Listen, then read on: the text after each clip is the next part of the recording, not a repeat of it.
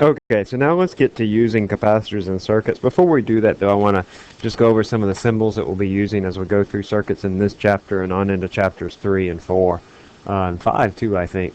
The symbol that we'll use for the battery can look a little different, but it's going to largely look like this.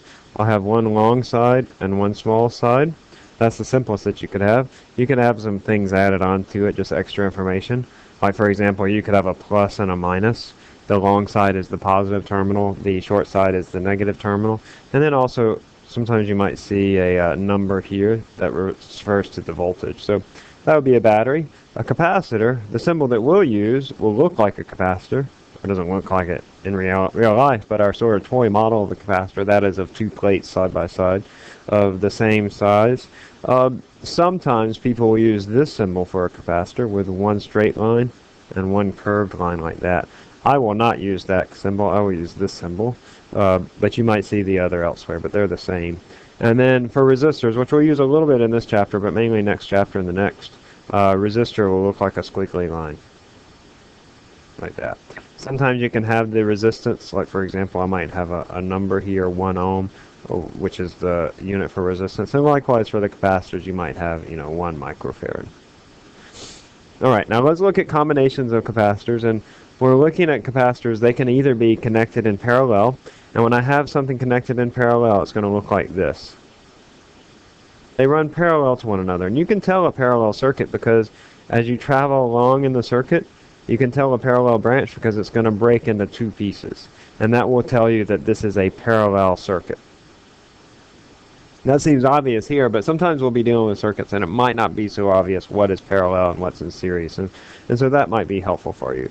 So like, for example, a circuit that looks like this is not in parallel because I've never broken the circuit into two pieces. Oh, by the way, I didn't say this outright, but these refer to wires. These straight lines are wires that are connecting devices in your electrical circuit. You can also have objects that are in series. In series just means that they come one after the other. All right, so these are in series.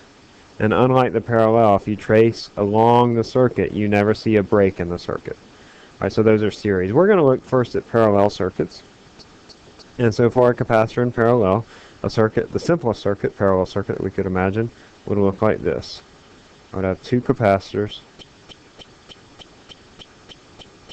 that would be in parallel with one another. This is my voltage source. I'll call this C1, and I'll call this C2. All right, so that is when C1 and C2 are parallel to one another, they have the same voltage across them. So if two capacitors are different, that is that C1 is not equal to C2, then they're going to have different charges stored within them.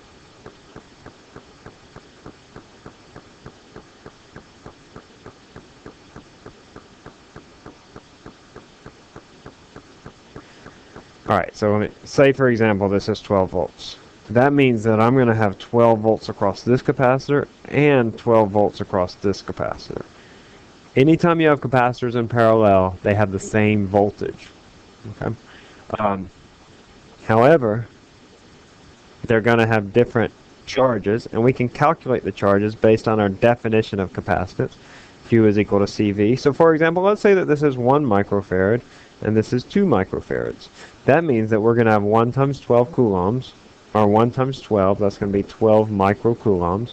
That's just 1 microfarad times 12 volts, gives me 12 microcoulombs. And over here for C2, I'm going to have 24 microcoulombs. So even though they have the same voltage, because they're different capacitors, they have different charges on them. You can imagine when they're connected in parallel that they'll look like this. That they're connected directly to the battery. So if I imagine my battery here, I have this 12 volt battery. I have the positive and the negative terminals. I always like to think of it as, well, the capacitors are connected separately to the battery. So that means that I have 12 volts across that capacitor. And then in a separate circuit, I have another capacitor hooked up, and I also have 12 volts across it.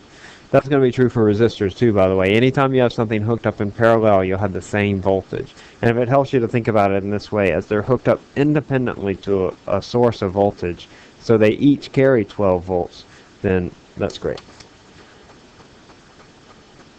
Let's do an example. Let's say that each of these, let's say that I have a charge on C1 and C2. Sorry, this paragraph here should have gone with the previous. So each of these capacitors experiences the full 12 volts of the battery, except it's connected to its own battery. Well, let's do this example, and then you'll have some quick test questions. So what is the charge on C1 and C2?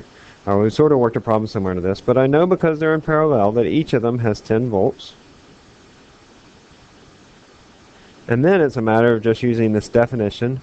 I'm going to calculate Q1 is C1 times V. That's going to be 1 microfarad, which is the capacitance of C1, times 10 volts. So it has a charge of 10 microcoulombs. And then Q2 is going to be C2 times V. That's 2 microfarads times 10 volts, which is 20 microcoulombs. Let's see, so the voltage on each capacitor is 10 volts, and let's see, you can work it there if you like. Now, 2 or more capacitors in a circuit can be replaced by a single capacitor that has the same capacitance as the multiple capacitors in the circuit. I can take 2 capacitors and replace them with 1 capacitor that would be the same. This is called the equivalent capacitance.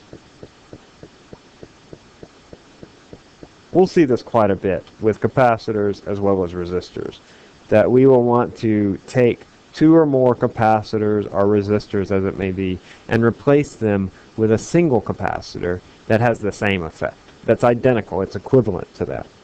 So this is called the equivalent capacitor, or the equivalent capacitance.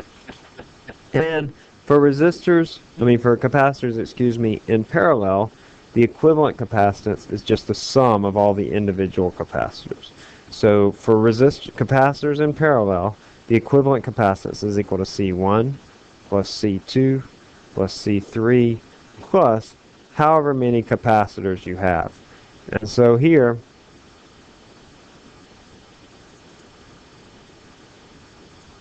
I have a 1 microfarad and a 2 microfarad capacitor. And if I want to replace that with an equivalent capacitance, I would say 1 plus 2 microfarads is equal to 3 microfarads. And so that is my equivalent capacitance. A 3 microfarad capacitor would replace these two and still have the same overall effect.